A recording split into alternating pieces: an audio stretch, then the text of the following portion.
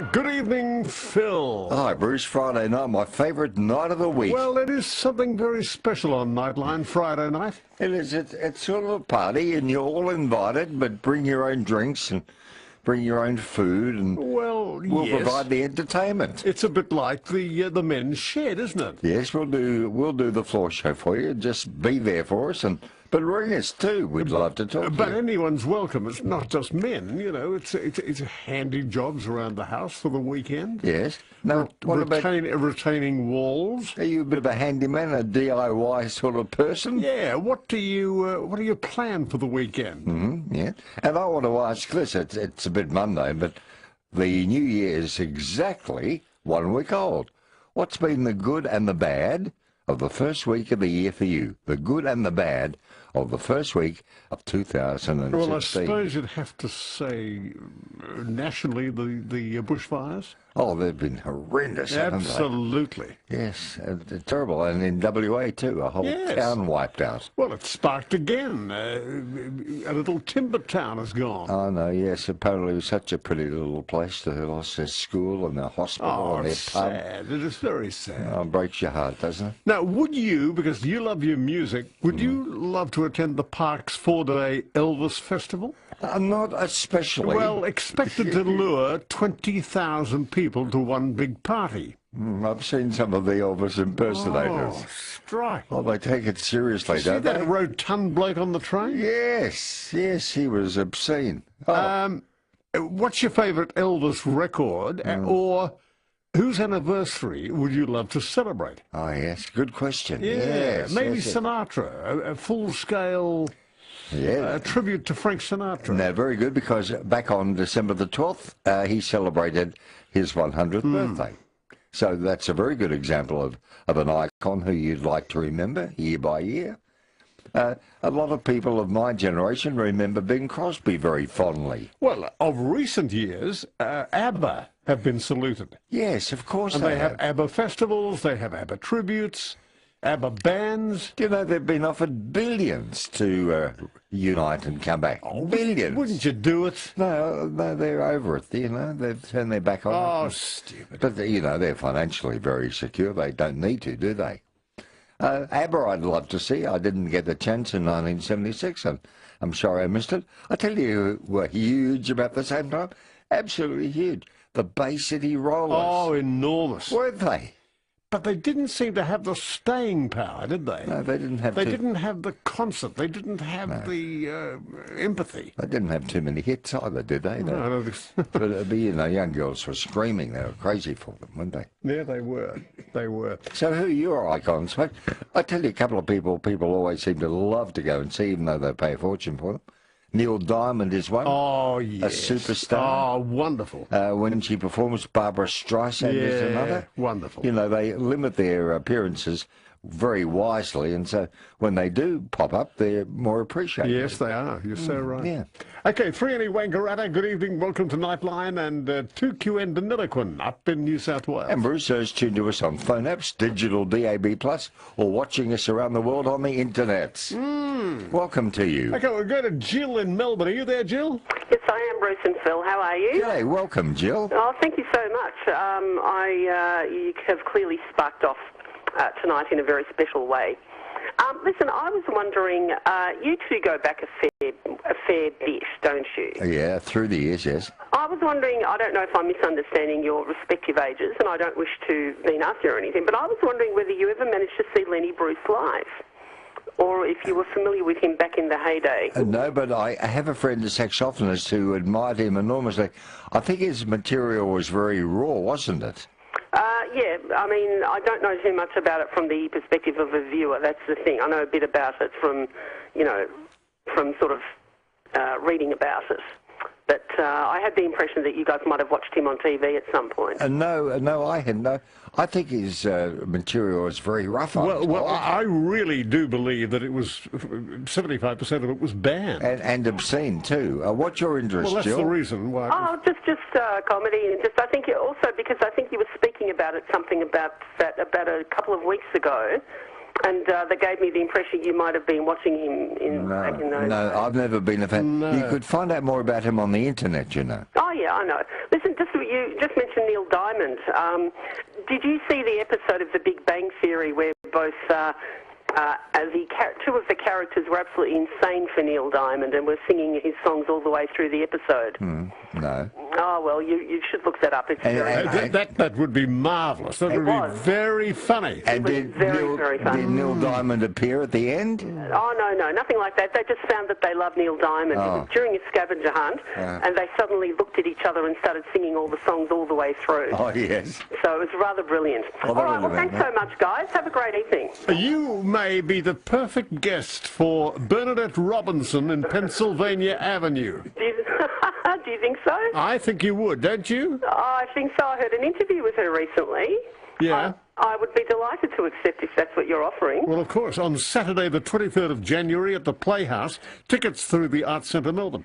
And we'll get you to just hold on for Simon. When he's got time, he'll get to you. Fabulous. Thank you so much. Okay. Hold the line, please. Yeah, good call, Joel. Thank you. Yeah, nice call. Richard at Rye. Hello, Richard. G'day, gentlemen. How are we? G'day. Welcome. Yeah, g'day, mate. I'm not ringing up for any other reason, but, you advertise Caroline's Kitchen? Katrina's Kitchen in Murrumbina, yes. Katrina's. Yes.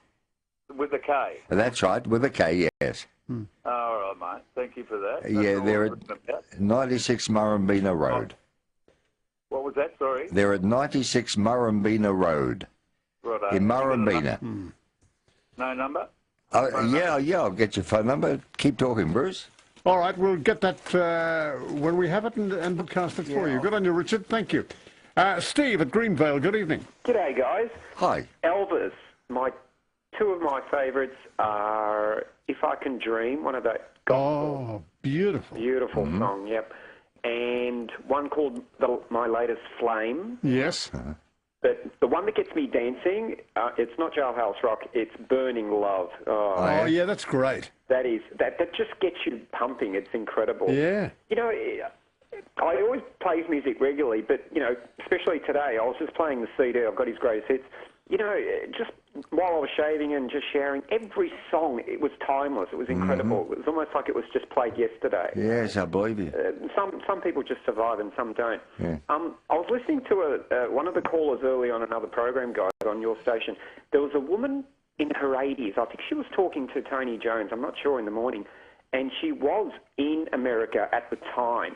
And she bumped into someone who appreciated Aussies during the wars. So he gave her 2 free tickets or a ticket to the Ed Sullivan Show. And Elvis was appearing on that show. And she had no idea who Ed Sullivan was, and she had no idea who Elvis was. You're joking. I know, it was incredible. It was his first appearance, and she saw it live, and she's here in Melbourne, Australia. Wonderful. I know, isn't it just... Oh, that's fabulous. You could write a movie about that. It's just incredible. If she's listening, I'm so jealous. I'm sure many people are. You're so lucky.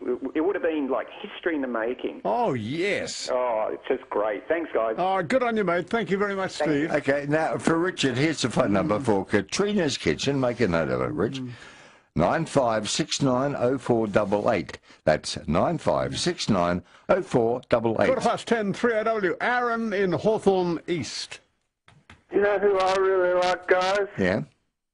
Like, I've only just recently got into musicals, and I like Michael Crawford from Phantom in the Opera. I remember driving around Tasmania with my parents in the car, and we listened to that, and I knew that Phantom of the Opera soundtrack with Michael Crawford. I knew that off by heart. Yes, yeah, he was wonderful. And there's also Judith Durham and the Seekers. Yes, yep. They're very good. Yes.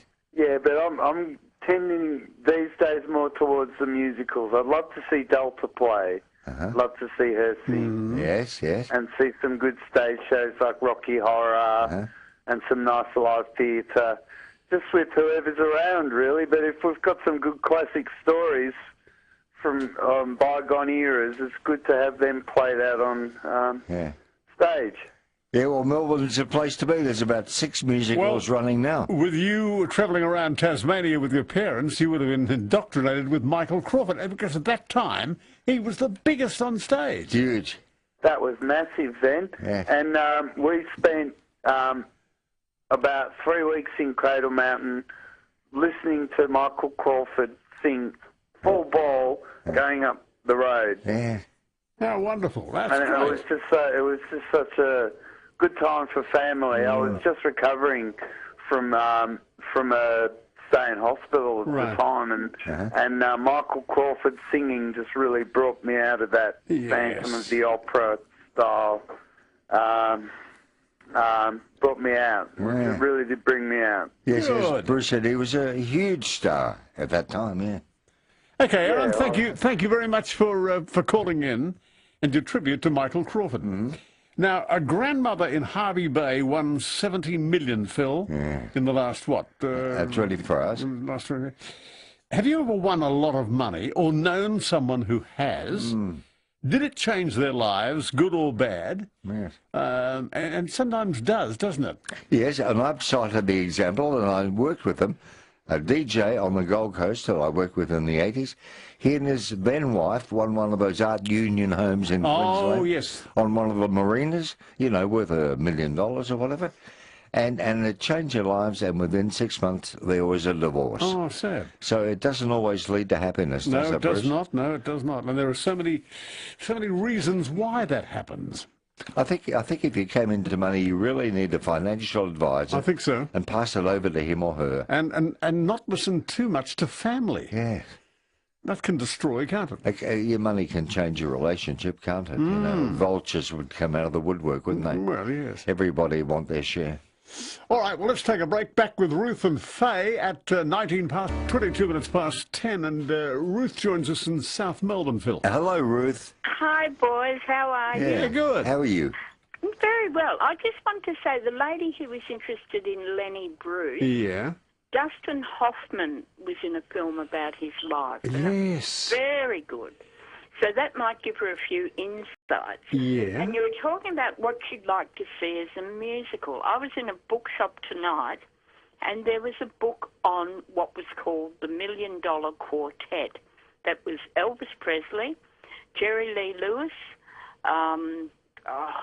who's the other one? Carl Perkins was part Carl of it. Perkins and Johnny Cash. Yeah. Wonderful. Wouldn't that make a fabulous musical? Oh, I mean, I know yes. there's been things about them, but I must say too, I'm doing a Latin American summer school in a week on Brazil, because Brazil's having the Olympics and the World Cup and all that kind of thing, and I've always loved Brazil.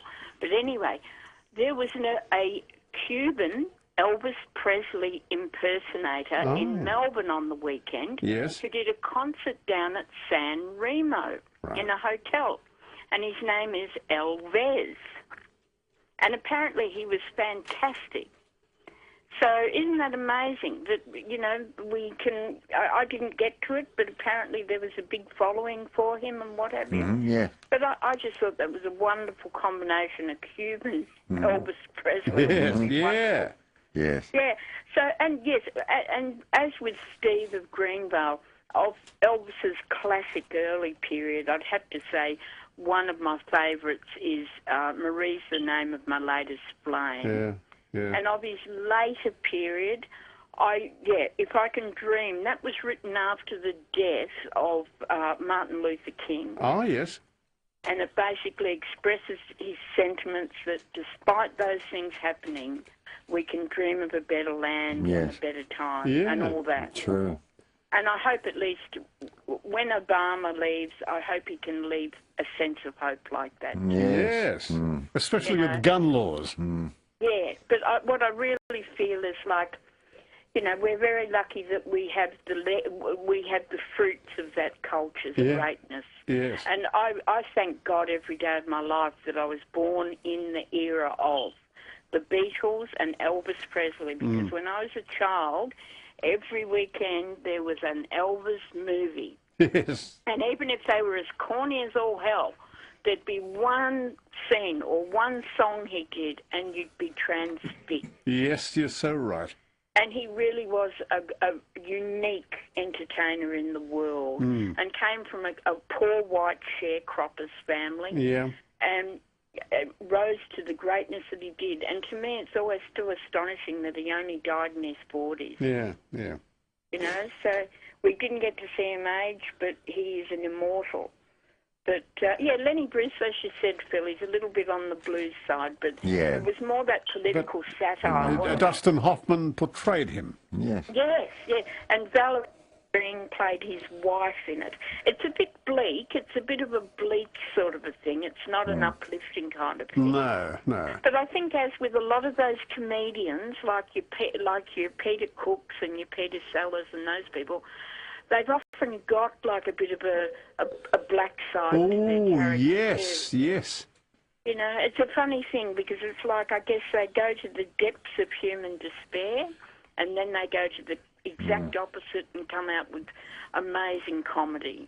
So yeah, it's a strange thing. I love that Life and Death of Peter Sellers. If you've ever seen it. Wonderful. And wasn't Jeffrey Rush amazing? Superb.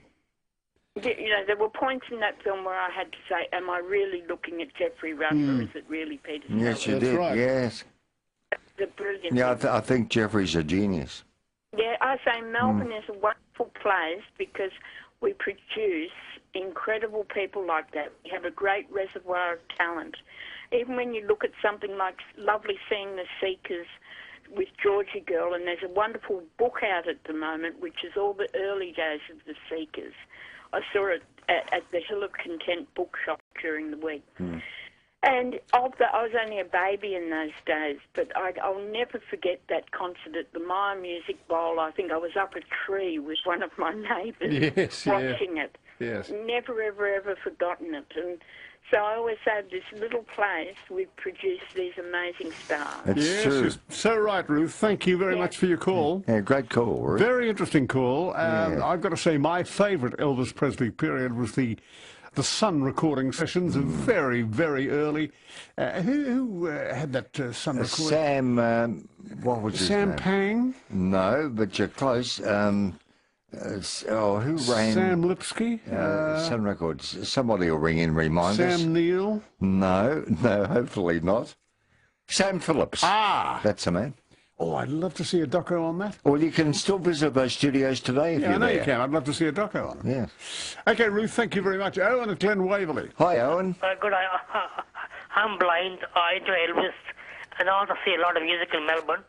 Grease, Wicked. I'm going to see Georgie Girl next week, and I'm going to see Cats next weekend. I'm blind. I use an audio description Yeah. to describe what's happening on the scene. Huh? Yeah.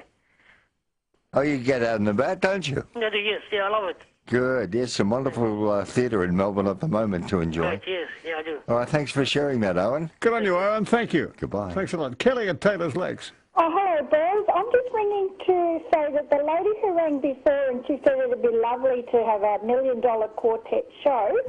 That we've seen one in Las Vegas, and it was on Carl Perkins, Elvis Presley, Johnny Cash, and Jerry Lee Lewis, perhaps. yeah, it was my husband's butting in. Sorry, it was a really good show, and we went to Memphis, and we went to Graceland to Elvis's home, and we visited his grave at the same time. Oh, and some studios that's on that same trip.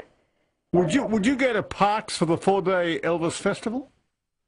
No, it's a little bit far for us. Yeah. I'd love to go. I think it'd be really good. Yeah. But yeah, it's a little bit too far. Otherwise, we'd go. Yeah, I'm sure. Yeah. All right, thank you, Kelly. Thank you. Okay. You'd wonder what happens in parks, which is sort of a godforsaken place that no one Yeah. gets to. Must have started there and snowballed over But the years. why Parks? That's a good question. Yeah, apart from the telescope, what's up there, you Yeah, know? that's right. Yeah. And whose anniversary would you like to celebrate? And in what way? Yeah. How would you celebrate it? Exactly. 10:30, 26 to 11, Noel at Aspendale Gardens. How are you, Bruce and Phil? Hey, Noel. Hi, Carol. Good on you, mate. Has anybody mentioned my mate yet on stage? No, I'm waiting for you to. Roy Orbison. Of course. Now, there's the man, Phil. Now, people speak about Elvis. I admire Elvis, but Elvis wrote no music. Roy Orbison wrote songs.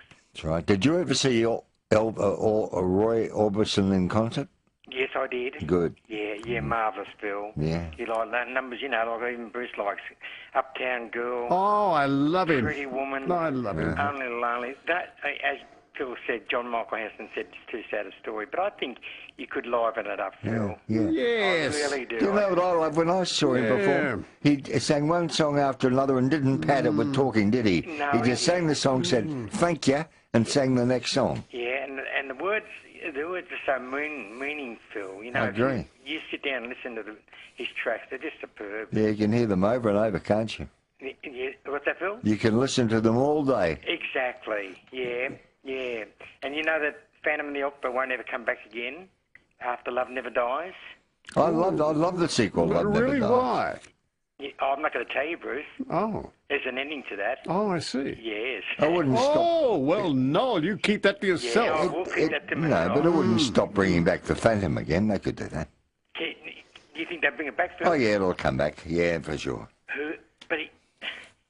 Well... Not everyone saw Love Never Dies, but we won't reveal the ending, will we, Noel? No, we won't, Phil. We'll keep that to It was a real surprise ending, wasn't it, Noel? It was a real surprise. I think what Noel was saying, that the third instalment won't come back.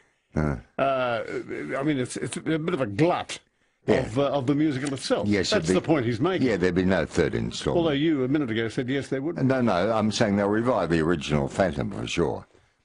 Even though one of the lead characters is killed off in Love Never Dies. But we won't say which one, Noel. No. Just to our list of anniversaries you'd like to celebrate, a different, I suppose, presentation would be Johnny O'Keefe, the stage show. Yeah, let's look at local people. Why not? The Seekers, a great tribute on in town at the moment. Yes, very much so. Yeah, you're right. I suppose eventually they'll do a musical about Mick Jagger and the Rolling Stones, wouldn't you think? Oh, yeah, I suppose so. Yeah, no, they're icons, aren't they? They're legends. Okay, thank you, Noel. Anthony at Tarneet. I'm sorry, Bruce and Phil. This is the one and only King, Elvis Presley. I think we've got to cross line somewhere there. Are you on your way to the festival? I am the festival, Bruce and Phil. Well, what I'd like to do on my 81st birthday, so I'd like to sing you and all your listeners a little bit of Elvis. Oh, yeah, please. And what I'm going to do is I'm going to let you pick the song, Bruce and Phil. Okay, well, can I ask for Suspicious Minds? Oh, you sure can. You sure can. Thanks. Okay, just let me get a little bit warmed up. We're caught in a trap. I can't walk out because I love you too much, baby. Why can't you see what you're doing to me when you don't believe a word I say? How was that, Bruce and Phil? That was marvellous. Do you do a stage show? Do you do a performance? No, I don't, unfortunately. Oh, you're very good. Well, gee, on the spur of the moment, that was Very good. Terrific. Yeah, I'd love to do it. I've always loved him. I'm actually much younger than Elvis ever was. I'm only 34, but I love him. Oh, that's wonderful. Thanks. No, you're very good. Thanks, buddy. Thank you very much. Thank you. Yeah, thank you. Elvis has left the building. Yeah, goodbye. Thanks, Anthony. Faye at Mount Eliza. She's gone, unfortunately. But shortly we'll talk to Diane and Alan and love to take your calls. And on Sunday night in Remember When, something fascinating, we're going behind the scenes in a Spiegel tent. You know, these glass enclosures they have on at the Melbourne Arts Centre occasionally. But this one goes back to the 1920s in Berlin, and Marlene Dietrich actually appeared in it. We'll talk about the history of the Spiegel tent on Sunday night after 8 on Remember When. 11 on Nightline, and I well remember the Elvis, what was the documentary? It was his life story. Kurt Russell starred. He was good, wasn't he? He was very good. Yes, years and years and years ago. He also did The Doors, didn't he? Jim Morrison? He may well have, yes. I remember his Elvis portrayal. It was excellent. It was marvellous. Yes. Yeah. No one's done one since. Okay, Diane at Yarrambat.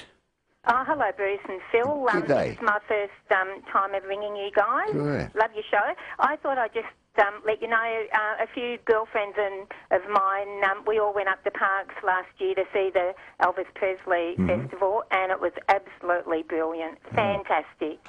It was a great atmosphere. Lots of entertainment, night, day, lunchtime, wherever you went, there was entertainment. It was absolutely fantastic. And how'd you get there? Did you drive up? Well, we actually drove to Yarrawonga. My husband's had a holiday house for many years. We drove there, and then the next day we all got in my car and drove off up to Parks, and had a great 5 days there. So there were Elvis impersonators and a stage show. Yes, there's lots of shows, lots of Elvis impersonators on the street, where in the parks and what have you. But you can do whatever you want to do. They had markets there. They had the Leagues Club there. You can go and have a few drinks, meals, and what have you. It was a really, really great atmosphere. Oh, great. Yeah, I've actually been up to Tamworth Country Music Festival. We love country music, and that's a fabulous time away too. But I really love Parks. I wanted to go this year, but we couldn't get there. Not all of my friends could get there with me. So hopefully next year we'll be up there again. Diane, I wonder where it started in Parks. Look, I couldn't tell you. No. It's been going for, I'd say around about 20 years, I think, or maybe a little bit more. But it's a great atmosphere. Everyone's there to have fun. There's kids there dressed up. There's entertainers, children. Like we went to see one guy dressed up, and he had a little girl that was about 2 years old in the pram, and she had a little, hairstyle like Priscilla and all that kind of thing. The son, he was dressed up as Elvis Presley. He was about 12 years old. Oh. It was amazing. Oh, great. Oh, wonderful. Oh, that sounds wonderful. Really good. I recommend it to anyone. Well, I think Bruce and I should try and be there next year. Well, why not? You'd have a ball. We might go with you and stay at Yarrawonga overnight. Well, that sounds pretty good. Thanks, Diane. All right. Nice to talk to you guys. Calling in. Thank you, Diane. We should do a couple of impersonating, songs. You or from listeners? Would you like to do No, it? you and me. Oh, well, we will. Like You're Lonesome Tonight.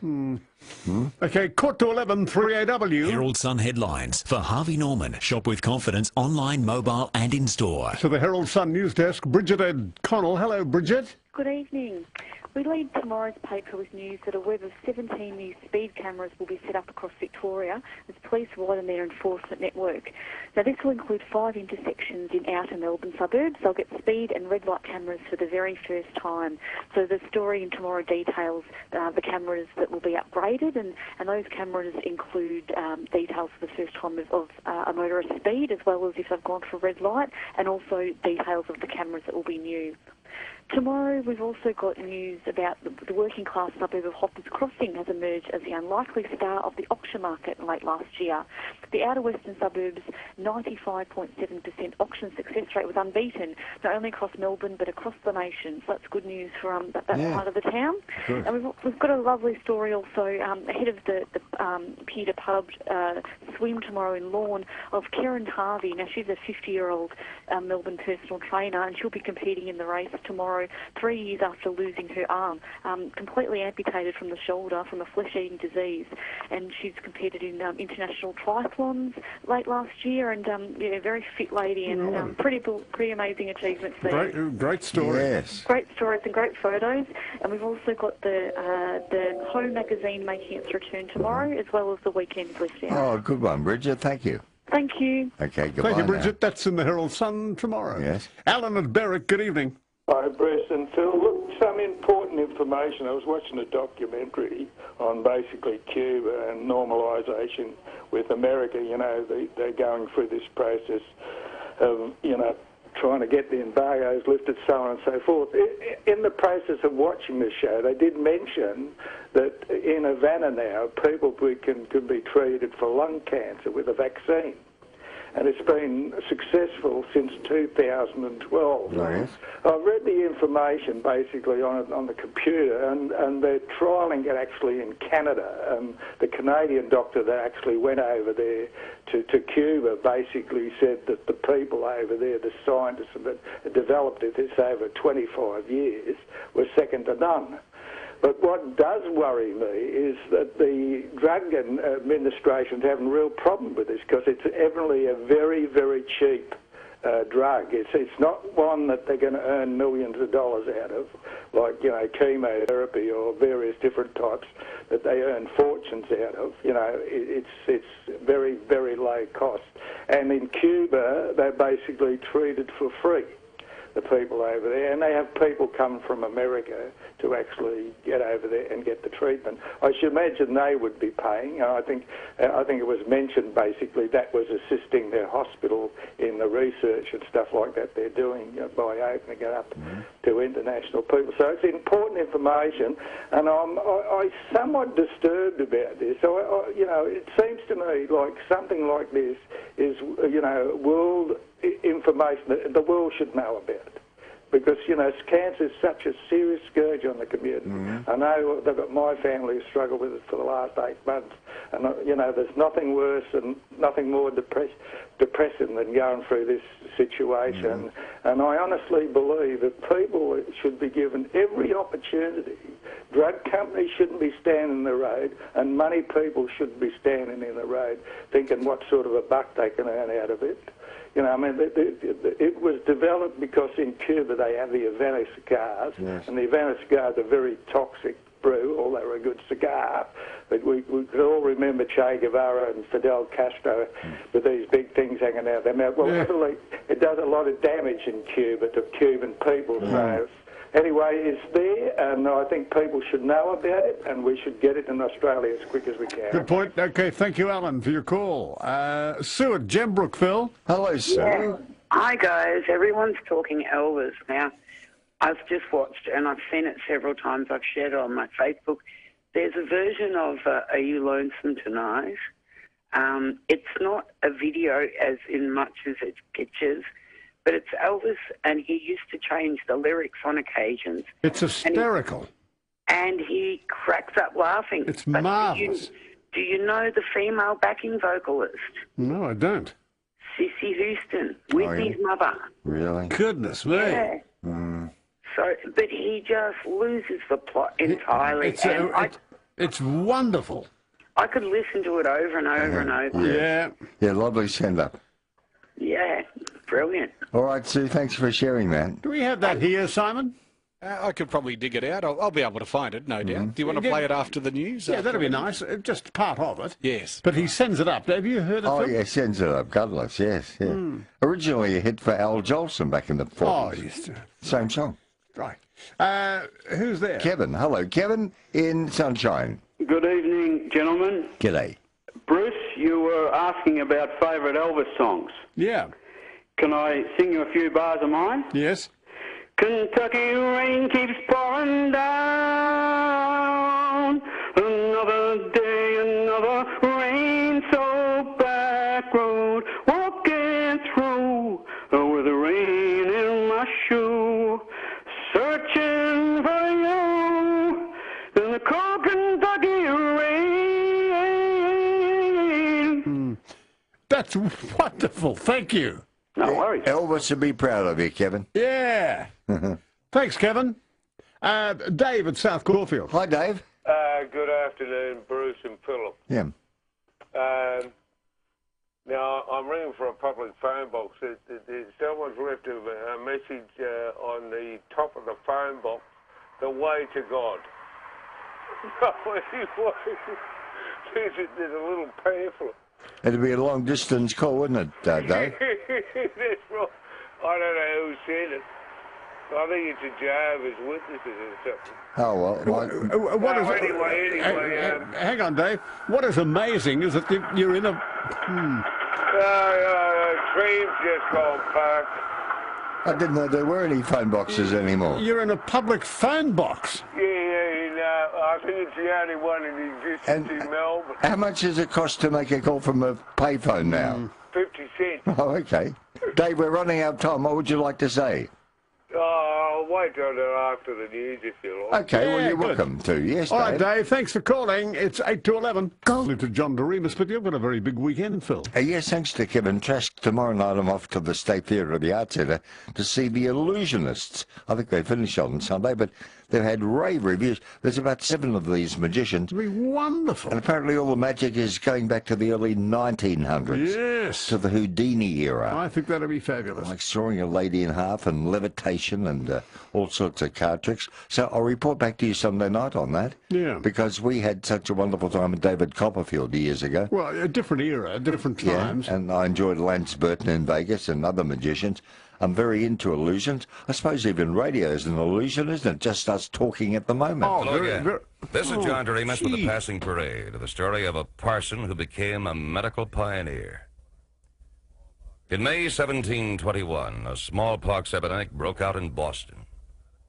The Reverend Cotton Mather, a medical layman, advocated widespread inoculation, and thereby gave rise to a violent storm of controversy. And I'll be back to tell you about it after this match. The story of Cotton Mather and the Boston smallpox epidemic began early in May 1721, when local newspapers reported several cases of the disease. Investigations revealed that it had probably been brought to the town by a Negro fresh from the Caribbean. Upon locating the suspected source, the local authorities took the only measure then known to combat the dreaded affliction. They had the house in which the Negro lay quarantined. But within a few days, a number of other cases were reported, and before long, the epidemic was out of hand. It was then that the Reverend Cotton Mather came forward and tried to interest the physicians of Boston in the unheard-of practice of inoculation. The subject had interested Mather for many years, since he had heard of African slaves being inoculated with smallpox pus as an immunity measure against the disease. He had later read a Royal Society report which stated that inoculation had been successfully used in Turkey. But the Boston physicians, led by one Dr. William Douglas, were convinced the disease could only be spread by the process. The exception was a physician named Boylston, who declared he would inoculate anyone on request. This he proceeded to do. Meanwhile, the epidemic raged on, and the number of victims grew daily. Most of the populace believed its virulence was caused by Boylston's inoculations. They turned against him and Mather, who were molested in the streets. Then came news from London that was to shatter the standing of Dr. William Douglas and restore the Reverend Cotton Mather to his old position in public affection. At that time, England, too, had outbreaks of smallpox. As in Boston, the epidemic had produced a strong advocate of inoculation. This was Lady Mary Wortley Montague, the daughter of an earl. She had first become convinced of the benefits of inoculation in Turkey, where her husband was leading a diplomatic mission. Before returning to England, she had her young son inoculated by the British physician Charles Maitland. And later, when the epidemic broke out in England, she had Maitland inoculate her daughter. Her campaign didn't end there. She managed to enlist the support of the Prince of Wales, who persuaded the king to pardon a number of condemned prisoners if they submitted to inoculation. In the light of the results, the prince had his own daughter inoculated. With this news, the people of Boston swung behind Boylston and Mather. When the epidemic ended, it was found that only 1 in 40 of those inoculated had died, while among the rest of the population, the mortality rate was 1 in 6. No further proof was required. And when Boston was again stricken by smallpox several years later, one of the first to be inoculated was Dr. William Douglas. Our time is up till we meet again for another chapter in the Passing Parade. This is John Doremus. As always, thank you so much. And goodbye for now. Okay, Scotty, thank you very much. A low of 16 degrees overnight, cloudy, sunny breaks in the morning, a top of 23. Very similar to today, Bruce. Yeah, yes, you're right. Carbon copy. Now, Dave at South Caulfield is still in that phone box somewhere. Yeah, I'm still here. Philip. Look, I don't know who wrote this song for Elvis Presley, but it's in the ghetto, and it's about the only song he sang with any heart that he knew, you know, he understood what he was singing about. Yeah, that's right. Anyway, That's all I want to say. That's all you want? You've waited Aren't you 20 going minutes. to... 50 cents. Aren't you going to sing it? Oh, no, mate. I can't sing for nuts.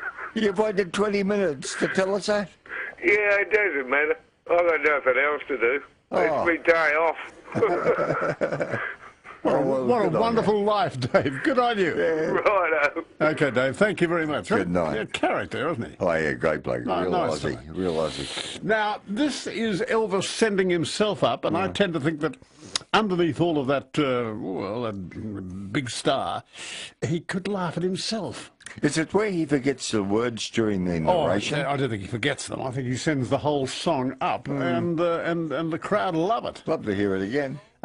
Are you lonesome tonight? Elvis is there, that backing singer to have kept going. Sissy Houston, yes. Oh, she was wonderful. But isn't laughter infectious? Oh, very much so. There's another song he did when he sends the whole song up and changes every lyric. Oh, I'd love to hear that.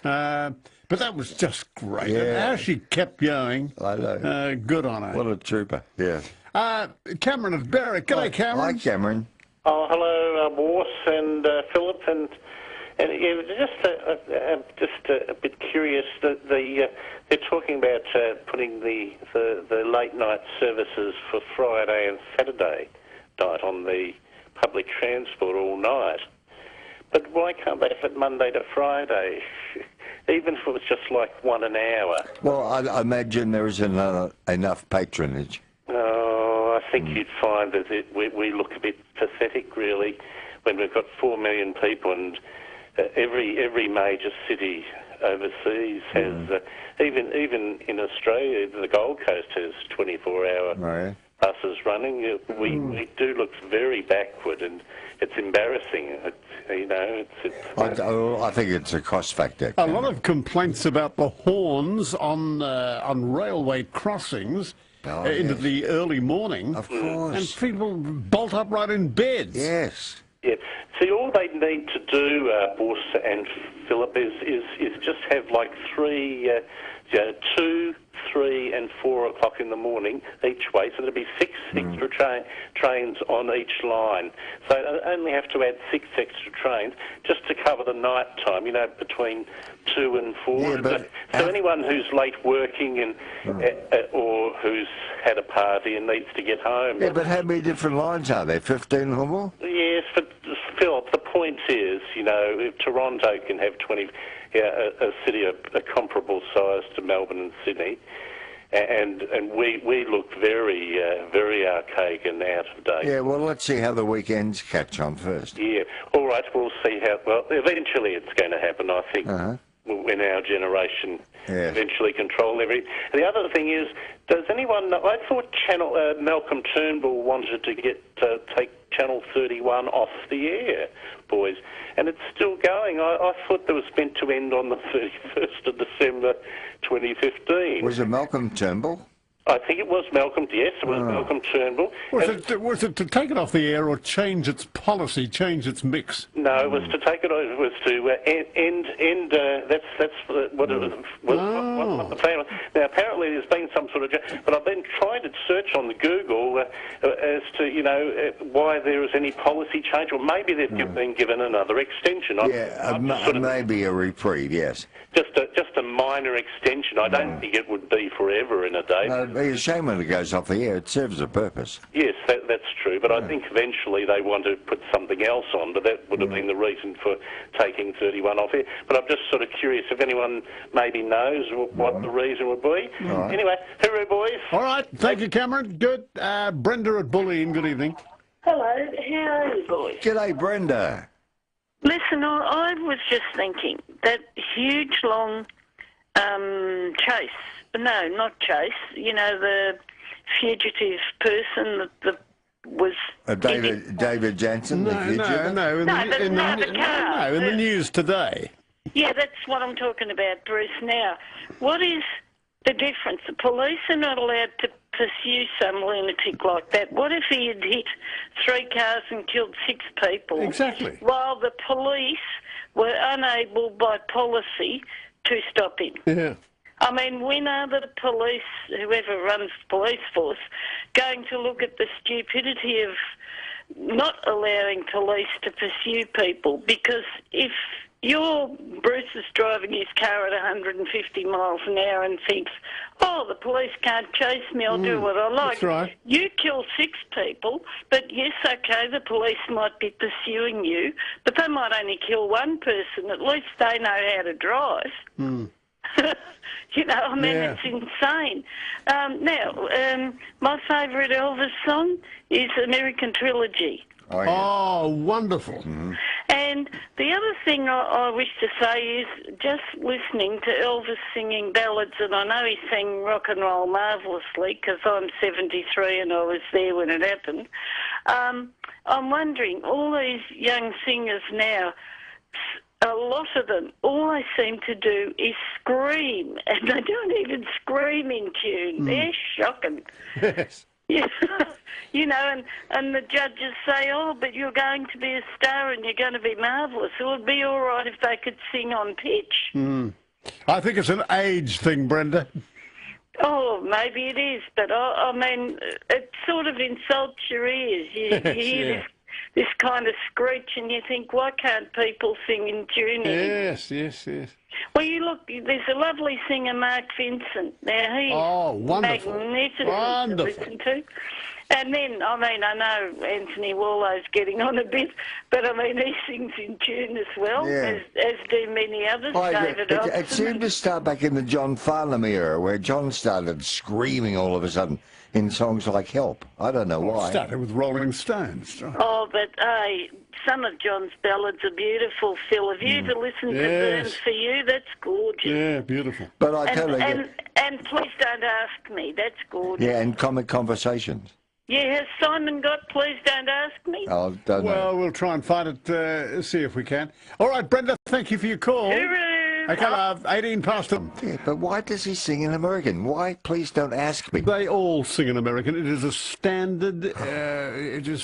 Vernacular to sing in American. Well, I say ask. I've never said ask. Right, rubbish. How would he sound? Please don't ask me. Yeah, they all do. Sounds Amateur Night in Dixie. Oh well, it's too bad. But I want to hear the Australian version.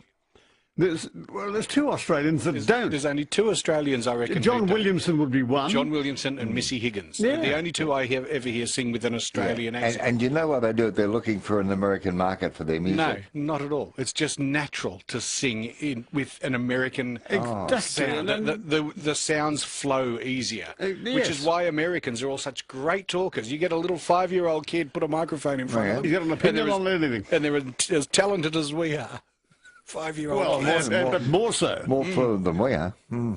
Oh, it just offends my ears. How would it offend? Well, I'm allowed to be offended. Yeah, but why? If Bing Crosby comes out and sings Ask... Well, of course he will. I'm so offended by that. Well, he will. He's American. So he's offended by it. So you hate Australian movies and Australian music now, Phil? No, I hate anybody who, like Brenda said, anyone who screeches or screams, ruins a good tune.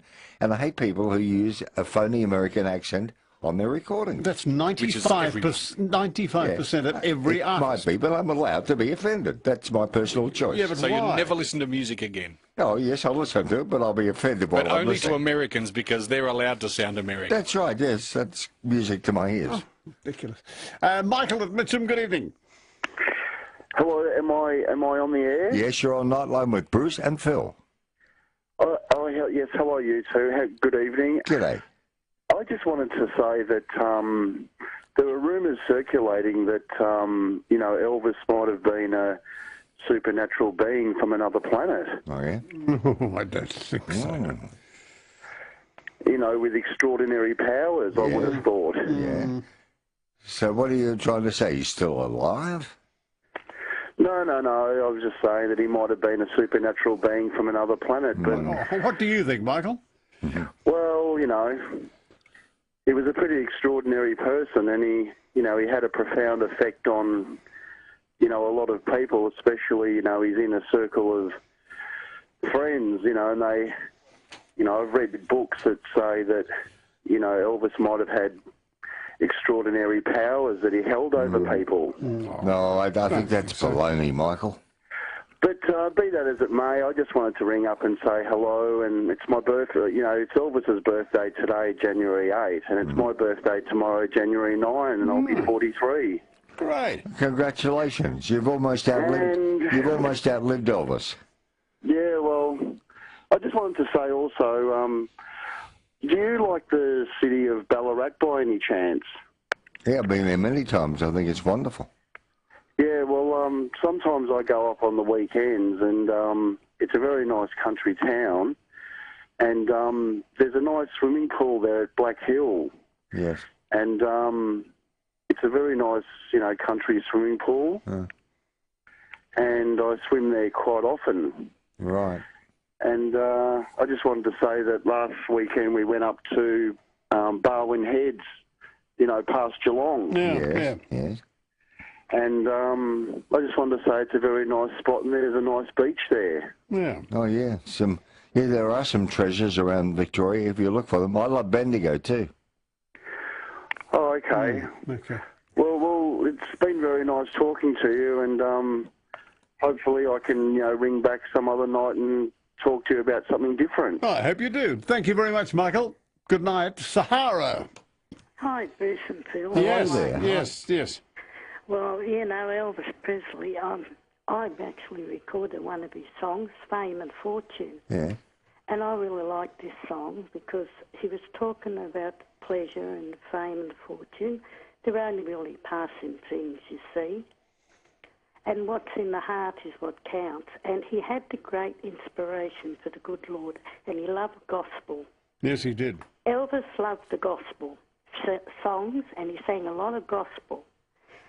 And a lot of his singing that he sang from the heart, and in his Las Vegas shows as well, wherever he went, he always had a heart for the poor and needy people. That's why I like to give you this song, a bit of the version that I've recorded. This one, Fame and Fortune. And I'd just like you to know that also I'm painting digital art portraits and for people and their pets, and if they want to, from my La Difference style of art. All right. Fame and Fortune, Sahara. Okay. There's a lot of courage, doesn't she? Oh, when she a lot sings? of guts and courage, and to sing in an American accent. Robin of Box Hill, good evening. Good evening, Bruce and Philip. Hi, Robin. Happy New Year to you both, and thank you for the lovely card. Oh, good. And for your CDs, thank you. Yes, and my favourite Elvis tunes, I Love Me Tender, and I also like the ones that he did the English version of from the Italian, like It's Now or Never. Oh, yeah. Was O Sole Mio. Yes. And Surrender with that sort of backbeat with the percussion and those sorts of songs. Yes, and I very like good. his early stuff like That's All Right, Mama. I love that. And I think for a man who never travelled, he is such a phenomenon. I mean, when you look at the Beatles, they really had to break America to be worldwide, have that fame. And they travelled the world. They went to Germany. They came to Australia. The Rolling Stones are still, of course, touring. But Elvis never, apart from Hawaii, he never left the United States. That's right. And he did. He was in the army in Germany. Oh, yeah. But, I mean, as an artist, he didn't do concerts, anywhere else. And he's just so incredibly huge even to this day. And there's actually a song that Susie Quatro wrote, which really surprised me because I went with a friend to see her earlier this year. It was her last concert. She's hung up the microphone, and it's a ballad that she wrote where she's put, I think it's called An Angel's Voice, because it's about a day where Elvis rang her and she wasn't home, and she never got to speak to him, and not long after that he passed away. So she wrote a ballad which incorporates all the titles of all of his songs. Oh. It was very, very clever and very moving because as she sang it and played piano, yes. They showed a video clip behind it of all the the clips of Elvis that were available. But it's a beautiful song called An Angel's Voice. And that's Susie Quatro. Susie Quatro, yeah. Okay. But I just loved the timbre of his voice. He had such a gentle. He just seemed to be such a gentle man. Yes. In the true sense of the word, and I came to know him later because the girls at school who were into him were like 6 years ahead of me, and well, once I picked up his music and his records, it was all new to me, and then he was gone. Yes, so yeah. I've been trying to collect and listen because he pulls his music from the blues and, as Sahara said, from the gospel sounds, and also from the roots of rock and roll. Well, yes, he was the first to go down and visit the clubs frequented by black Americans. Yes, down the Mississippi. Down the Mississippi, and he brought that to commercial radio. Yes, he went down to the Delta and listened to all the really basic, ripped right back to the raw blues tunes that they made up in the cotton fields. That's right. And he got that sound in his head. Wonderful. And was able to transfer it and then do the rock and roll as well. He's just much more of an artist than I think a lot of people give him credit for. And when Perry Como and what's his name, Johnny Ray, were starting to have their time and were getting a bit long in the tooth, he brought in this whole new sound from the bayous.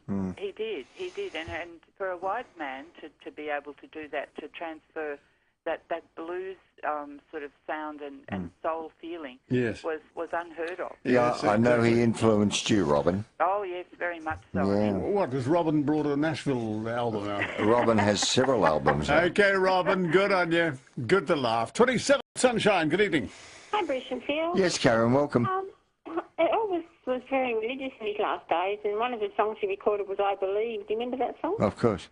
Maybe Simon's got to grab it out a bit later. Oh, well, Blue Hawaii was a nice song. Yes. I like that one too. Until he is also a good singer, Anthony Talia, especially when he sings the prayer. Have you heard that?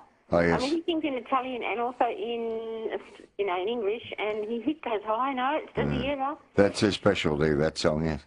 There's been a lot of drama around Sunshine today, with the, we don't live far from Ballarat Road, Braybrook, where the air wing was going around for about 20 minutes with this person that had a high-speed car chase. And this is up the road, and apparently they got him in Ballarat Road there. Yeah. But fancy coming all the way from Wangaratta. Yeah. But also don't live far from that person that was stabbed people that were stabbed. It was on the news. Dreadful. Yes. Oh, no, there's a lot of domestic violence around, isn't there? Yes, there is. It's like they pull through. Bad times. Stay indoors, Karen. Yeah. It's probably more dangerous than going out. All right, Karen, thank you very much. Let's have a look at the weekend weather. A low of 16 degrees overnight. Cloudy, sunny breaks tomorrow, and a top of 23. Sounds good to me. Okay, Queenie, good evening. Good evening, boys. Now, I don't want to rain on Elvis's parade, but I'm a bit sad today because my daughter's father-in-law, we went to his funeral today. But what I was going to say, seeing you were talking about Elvis, I loved My Happiness Now. That was one of the first. Me too. The song he actually sponsored for his mother. Absolutely. And my Henry had a good voice. And Henry and I, wherever we went, we sang that together. That was our song. And but what I want to tell you about this man that we went to his funeral, when they had the screen up with all his friends, family and kids, and all his little great-grandkids were there today, they were absolutely wonderful, those children. And we all sat down and we watched these photos. I didn't know that I was in so many of them. And they played Nat King Cole and his daughter singing underneath the photos. It was absolutely, that's when I felt like crying.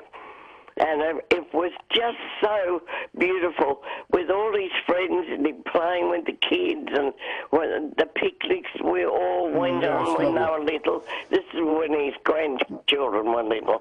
Well, he left behind a great legacy. Yes. And he was a Polish man. and we didn't know that the medals that he'd won, he was in the Polish Army. He got put in the concentration camp. You know, the Russians were worse than the Germans when they really, you know, they were sort of wonderful. Well, a day of great memories, a day of great tribute to your brother-in-law, I believe. Yeah, a very emotional experience. Very much so, Queenie. Thank you very much. Therese at Hallam, good evening. Good evening, boys, and Happy New Year to all three of you. Yes, you too, Therese. All my family, my Elvis family, they're in Parks. And I follow some Elvis, you probably know them, Mark Andrew, Joe Elvis Palestino, and Damien Mullen. Right. So, and my favourite song is Wooden Heart. Ah, yes. And all the Elvises come, I have to sing the German part all the time. Yes. Yeah. Ah, yes, Wooden Heart. We'll always remember that, won't we? It came out about the time he was in the army, didn't it? Thank you, Therese. 18 by Monday. Erica at Noble Park. Hello, Erica. Hi, Bruce, Phil, and Simon. Yeah, thanks for waiting on. Oh, that's okay. You're worth waiting for. I want to wish you three, and all the regulars a Happy New Year. Thank you. And listen, I've got a version of Are You Lonesome Tonight? It's a little bit naughty, but I've played it quite a few years ago with Keith, so I passed. So, look, would you like to listen to it? Yeah, if it's not too naughty, yeah. You know, okay. Are you lonesome tonight? Does your bra fit too tight? Does your spare tire go up to your chin? Is your hair falling out? Do you suffer from gout? Is your glass tie out more than it's in? Are your tattered old stockings all torn and worn thin? Are your knickers held up by a large safety pin? Are your teeth worn and thin and fall out when you grin? It's no wonder you're lonesome tonight. Oh, good one, Erica. You do that so well. That's wonderful. Yes. Thanks, thank you, Erica. Good fun. Philippa at Baldwin. Yes. Oh, good evening, Bruce and Philip. Hello. Yes, that was a bit of fun. Yes. Oh, look, I guess the callers have nominated most of my favourites. One that was perhaps not included was from a movie, and it was called Come On Everybody, you know, where they're doing the clapping and they're dancing. But when Sahara was talking earlier about how Elvis, you know, really cared about the needy and that, I think it's because he came also from a place where, you know, he was, you know, from a very poor childhood, from a young boy, and then his, you know, father struggled and was incarcerated, and I think that's why he actually did have a lot of feeling and empathy for people that came from, you know, that sort of background, not just because he made it and became very famous and wealthy, and he was still from humble beginnings and had that you know, that understanding for the other side, whereas a lot of people, once they become famous, they forget their roots and where they came from. Sure. I think that's why he was very much... I think you're right, too. Yes. Yeah. Yes, he never lost that humility, did he? No, he didn't. He didn't. Have you been to Graceland, Philippa? No, I've never gone to the States. All right. Not the States, yeah. Okay, thank you for your call and your thoughts there. Andrew at Werribee. Gone. Bernard at Ladle? Oh, we've lost them both, but we have to go anyway, shortly. Except to remind you, Sunday night we're visiting one of the old Spiegel tents on Remember When, where Marlene Dietrich once performed. Down in Sorrento, did she? Yes, that's the one, yes. Oh, goodness. I don't think she was in Sorrento, but... I've never heard of her coming to Sorrento. The Spiegel tent was in Berlin, all right? It's moved to Sorrento, okay? That's Sunday night. Yeah. On Remember When. Yeah, don't lose any sleep over it. Let's have a look at the weather tomorrow. Low of 16 degrees, cloudy, sunny breaks, and a top of 23. But Bruce, climbing to 35 on Monday. Ooh. If our Friday night Nightline off the air for the moment. Yeah, first week on the air with you for 2016. The sun will come up tomorrow. Betcha Bottom-Dollar, Andrew McLaren and Simon Owens here to greet the brand new day across Australia. I can't wait for the next 51 weeks with you. Oh, really? Why? Oh, I don't know. I think it's going to be special this year. Why? I just think we're going to pull things out of the hat. What does it mean? What? Just little surprises. Good night, Samuel, Carter. Amelia and Emily, and Charlotte, sweet Ella Grace, little William Oliver, and Sophia Grace, and to you all our best for the weekend. After the midnight news, it's Andrew and Simon. That's right. Gee, I'm looking forward to that. As aforementioned. See you Sunday night, Bruce, for Remember When. And thank you for your company tonight. It's been lovely. We're back for Nightline next Monday at 10. Thank you. The sick, the sad, the lonely, the grieving, you are always in our hearts. And certainly the ravages of fire over in Western Australia, very close to Perth. Our thoughts are with you, all the people who have suffered loss and gratefully no death or destruction as far as that's concerned. Or destruction, yeah. Well, destruction, yes, but what do you say? Well, thankfully, it's no loss of life. And the firefighters over there doing a great job. They're the heroes.